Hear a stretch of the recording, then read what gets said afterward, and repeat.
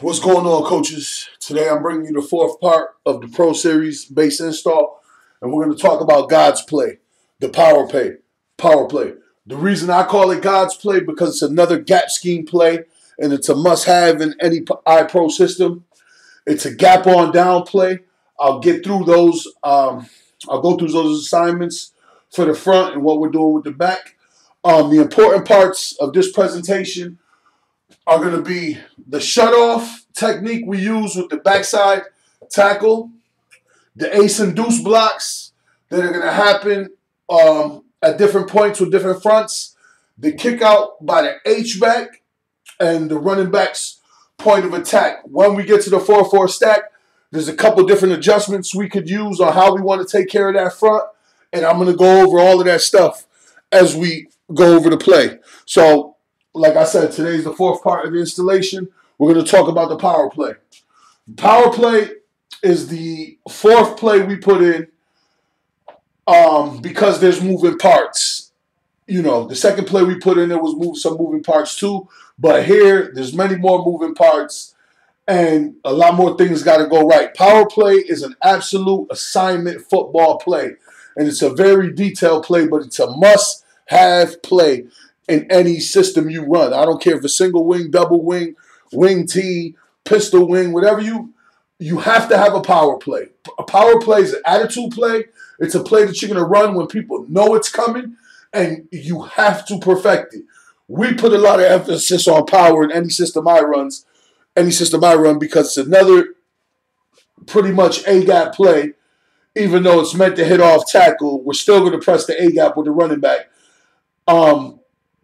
It's based, we got a lot of base blocking and double team blocking on the front side and a couple moving parts on the back.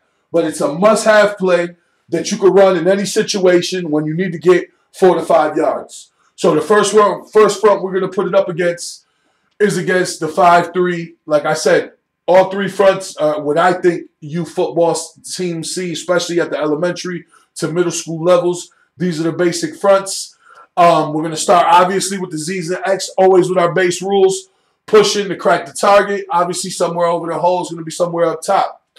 Starting with the Y, he is taking an inside gap step, inside gap lead step. So he's going to step with his left foot first forward. That second step needs to come right through that guy's hip.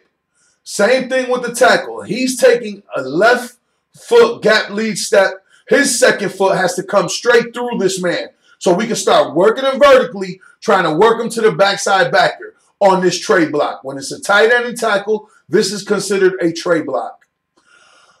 The right guard is taking the same step as the tight end.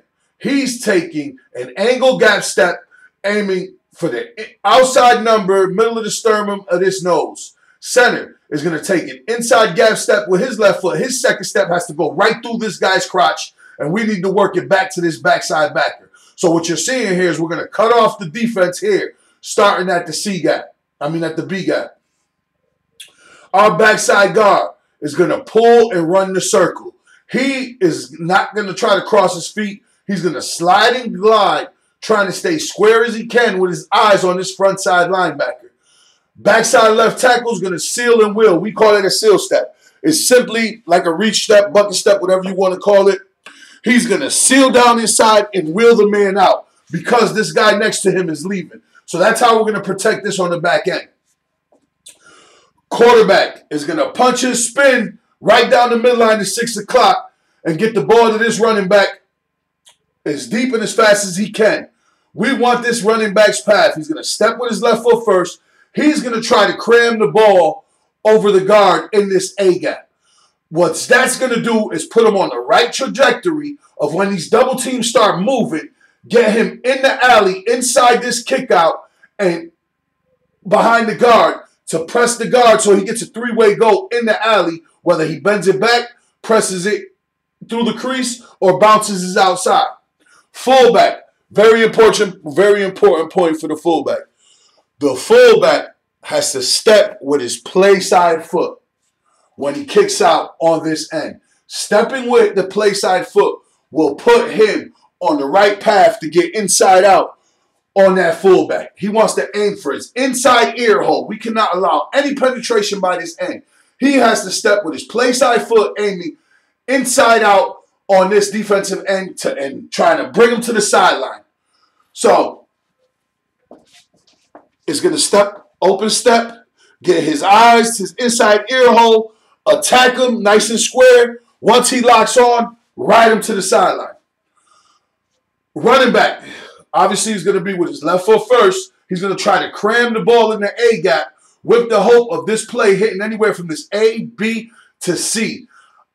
If it bounces outside, it's because somehow this fullback hooked him, but that's not by design. This play is meant to hit anywhere in here, here, and here. He wants to get a full head of steam, press the gap, get up in the crease. Let's get ourselves 5 to 10 yards. Same thing against the even front now. Here, we have an adjustment in the even front. We have an adjustment, and we have to make a decision on how we want to handle this 6-eye technique. Now, there's a couple different ways we could do it. If he's lined up inside this Y, it is tough for this Y to release inside. It's not a great predicament to base black him. One of our options is we could arc release him with the hope that we're influencing the end to widen so the fullback could get inside out and kick him out. And now this is why we press the guard's A gap.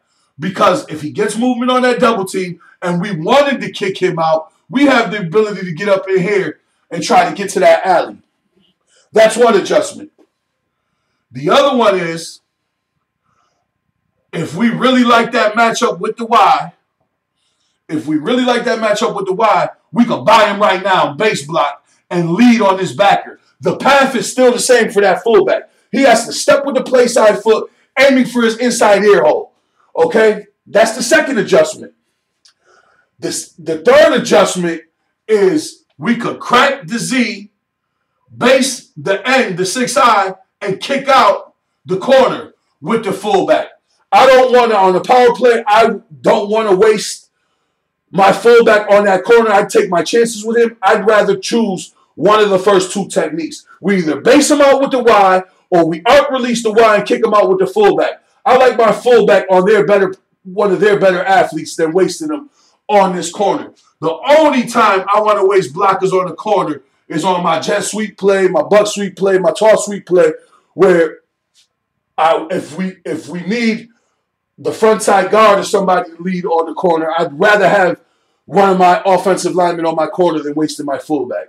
So when we get the 4-4 stack, you have to make a week-to-week game plan adjustment on how you're going to take care of the 6-eye. You can base him, kick the linebacker, you can arc release him, and kick the end, which makes it almost like a lead ISO play, which I like that a lot. I like arc releasing this guy, hoping his end widens so we could kick him with the fullback and we will have a nice crease up inside. Back with the 6-2. The 6-2, it's imperative that this Z pushes and cracks and blocks the target. We're going to trade block this tackle to the backside linebacker. This has to be a disciplined double team where we're going to angle step with that Y and try to get half of that man through the middle of him.